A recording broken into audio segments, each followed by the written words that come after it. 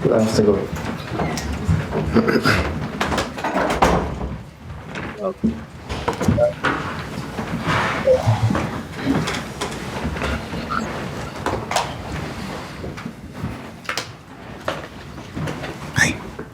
Okay, good afternoon and thank you for joining us.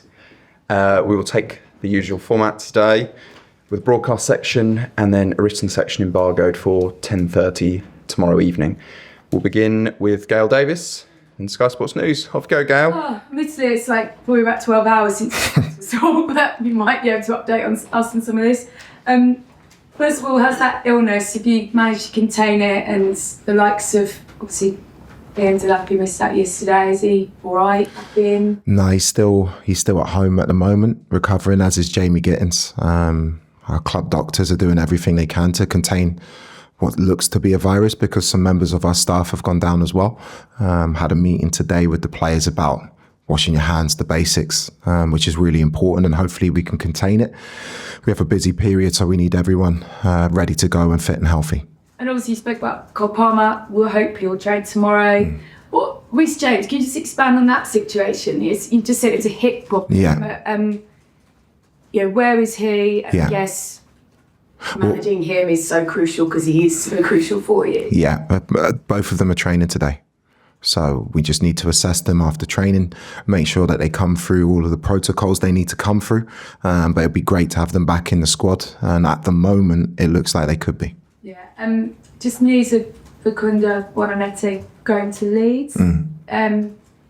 For you, I guess, is it good for him, and does it free up another space for you, kind of, to bring somebody else in that maybe is more suited to what you want to do? Well, firstly, on Facundo, I thought he was magnificent against Charlton. I thought he gave a really good performance. I felt in terms of the games and the minutes he's had, it's not quite what he wants. So we're looking into the best solution for him.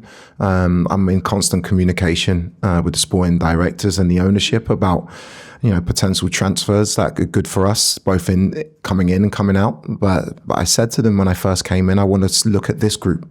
I want to assess this group because you get good surprises. And if something is right for us in any position, that's going to help the team and the club, we'll look at it. I know you spoke a lot about Robert Sanchez last night. Just looking back on those quotes, I was interested. You talked about having worked with him for 2 days and have asked him to do certain things. What sort of things did you ask him to do? Because clearly you took the responsibility. Of course. And Manchester United's side, he's certainly put a consistent performance together for Chelsea this season. Yeah, I got asked the same question last night. There's always differences. I might not answer it properly now. Every manager that comes in has a different idea. There are different triggers. There are different patterns in terms of what I'm asking not just Rob to do, but the whole team. Positions you take up on build, it's never going to be perfect the first time. When it's right to be direct and to play, especially against the man-for-man press, it's the right thing to do. It's just making sure that the decision-making, not just of Rob, of the whole team is there. That will come. I have no doubt about it. Rob's had an outstanding season. Filip showed really, really good signs of his understanding as well against Charlton. But what I have to do is a fine balance. I want to win now. I want to improve the team and put my stamp on it, and that's what we'll work on for Brentford. And you've obviously seen both goalkeepers now play a game for you. And there was chopping and changing between the two quite a bit last season. But for you, does Sanchez remain your number one for the Premier League? It's the same for every position. I'm here to assess every position. I don't have number ones or number twos. That's not how I work. If you look at me at every club, there has to be competition. I work on performance, not just in the goalkeeping department, but in every position on the pitch. And you have to earn your spot in this team. I have a very good squad. So for me, that's the message to all of the players. I don't have guaranteed number ones or guaranteed number nines. They have to earn their place in the team. And just finally for me, I think you mentioned the other day you worked with Keith at Sky, didn't you? I think you played each other once in your career. Yeah. Do you remember? No. 2011. That's right, it was so long ago. What was the score? You won. Hull beat Ipswich 1-0. Oh, wow. That's the only time I think you've ever met in your sort of professional playing career. But I wondered, obviously, analysts together, sort of similar age, both been given opportunities at Premier League clubs. Did you keep that communication? Have you sort of bounced ideas off him over the years and got a relationship with him? And clearly, obviously impressed with what he's done so far. Yeah, he's done a great job. I'm not surprised because I've known Keith. I've had really good conversations with him over the last few years.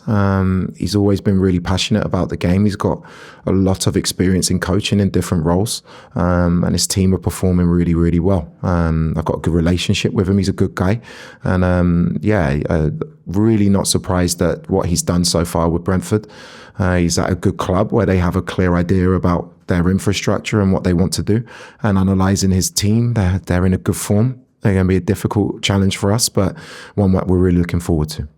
Thanks, Gail. Alex? Hi, Liam. Hi. I'm sure it's all been a bit of a whirlwind for you, but how would you sum up the last 10 days? Has anything taken you by surprise, or is everything exactly as you expected? Not really. In terms of the surprise, the biggest surprise is I felt how at home, how welcomed I've been. It's honestly the staff, everybody involved in the club here at the training ground at the stadium last night, the players as well.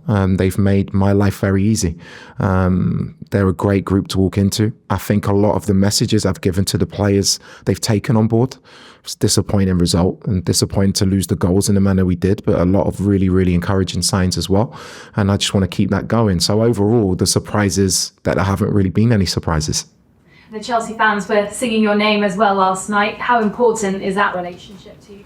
I think it's two-way. For them to sing my name, they need to enjoy what they see on the pitch. They need to see us attack games. They need to see us run, but most importantly, they need to see us get results. So in order for that to continue, we need to perform on the pitch, and that's what my focus is on. And hopefully I can develop a really, really good relationship with them, not for what I say here, but for what they see on the pitch. You just said they're a great team. In your opinion, from what you've seen of them this season, what makes them dangerous? I think what makes them dangerous, they're a proper team. In every phase of the game, all 11 players are willing to defend. Again, a very good team on set plays, whether that's from long throws, wide free kicks or corners. They're a team with no ego, which in the most positive terms, I can say that. They work really hard for each other. They're very well organised, as every team in the Premier League is. So we know the challenge. We know we have to be at a really, really good level on Saturday. And we're going to prepare the game as we always do in the best possible way. Thank you. Thanks, Alex. John? Liam, I'm sure you're aware the home form hasn't been great this season. I mean, it's 3 defeats, 3 draws in the league. They've got a habit of growing away leads as well, but especially at home. So, I mean, it's a big question, but how do you go about trying to improve that? Can it be psychological with the players at home? I think the past is the past. I said that to the players when I first came in. I can only affect the now. If I affect the now, I affect the future. So for me, I'm not focused on anything that's happened in the past. I want us to be front-footed. I want us to be high tempo, especially in the beginning of the game, and take the game to the opposition so they know it's a difficult game to come to Stamford Bridge. And actually, I want to play so we get the crowd on our side.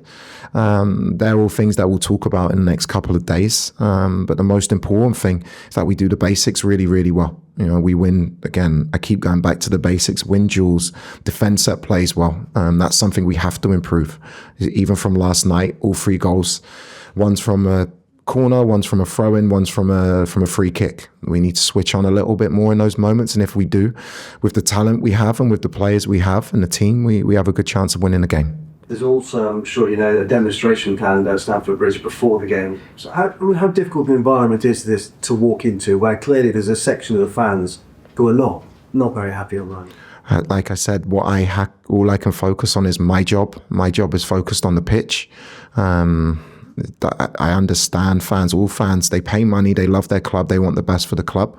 What's best for the club is that we win games of football on the pitch. So the more we do that, the less chances we have of demonstrations. Like I said in the beginning, I'm here to try and help this club win trophies in a short and long term.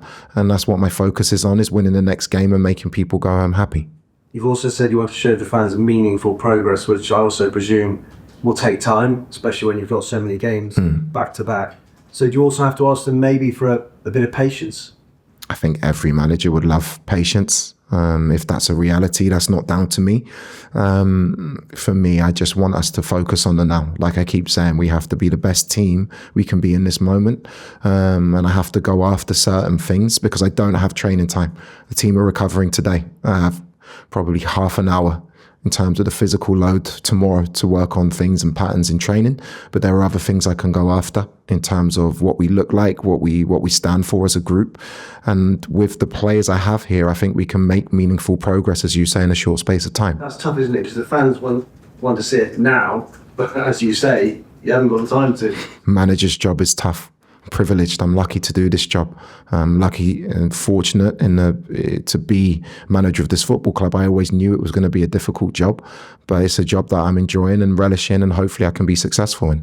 Just one more. We're in January. Transfer window's open. Do you think you need to bring players in this month? I think if we do, it needs to be the right player. We need to be patient. I want to assess this group. It's really, really important to me. I like to give the players I work with a chance to show good surprises. We still have time. We have obviously conversations every day, myself and the board, about potential transfers, both out and in. But at the same time, I need to focus on the players in the building. And if I feel it's the right time or the right player, then we'll make that decision. Simon? Well, speaking of players that may be on the way out, is Tyrique George part of your friends, or do you think he'll be sold? The honest answer is I don't know. Tyrique is a player of immense potential who I've been aware of for a long time. He's been unfortunate the first game against Charlton. He travelled with the group. He wasn't in the group. Yesterday he was on the bench. I've said this to the players.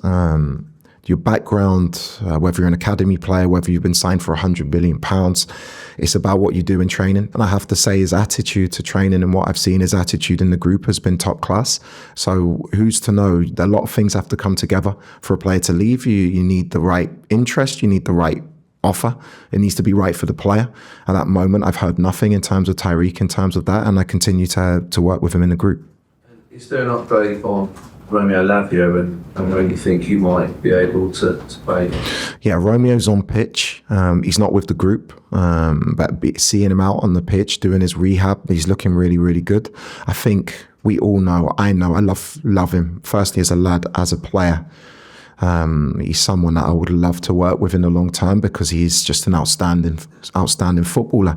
The most important thing for him now is to make sure we don't push him too hard so that when he does come back, he's back for good. And I can get some real work into him tactically. But for me, he's a player that I can't wait to have back in the group at the same time. And I'm really, really looking forward to having him back with us. No time frame. The time frame that has to be, that is right in terms of him coming back and being back for good. Rob? Hi. Josh Acheampong did well, I thought, in the first half last night, particularly in possession when your two were going forward. How do you see him being used the rest of this season? Next, sort of, he's got Reece James, Malagusta in front of him. He's going to need to be playing right. Yeah, I think the beautiful thing with Josh is that he can play probably 5 different positions. He can play on the left, he can play centre back, he can play right centre back, he can play midfield, he can play on the wing. That's a great thing to have for a player of his age and his temperament. I've been so impressed with him so far in the last 2 games and in training. He's a very level-headed kid with a lot of humility, which is a great sign. And yeah, I'm going to keep pushing him. I'm going to keep demanding different things from him because he has a really, really bright future. Do you personally place much responsibility on the more senior players in the squad dropping the development of younger guys who play in that position, or would you just rather focus on their own game? No, I think when I was a player, the most important conversations I had were with senior players. I didn't listen as much to my coaches as I hope my players do to me when I was a player. I want that interaction between the group. You know, whether it's Josh speaking to Reece James, that is an unbelievable conversation with the experiences that Reece has had. I want to encourage that interaction between the group, but I also want the players to feel confident enough in their own game and in their own abilities to do that. Thanks, Rob. Okay, thanks, guys. Cameras off, please.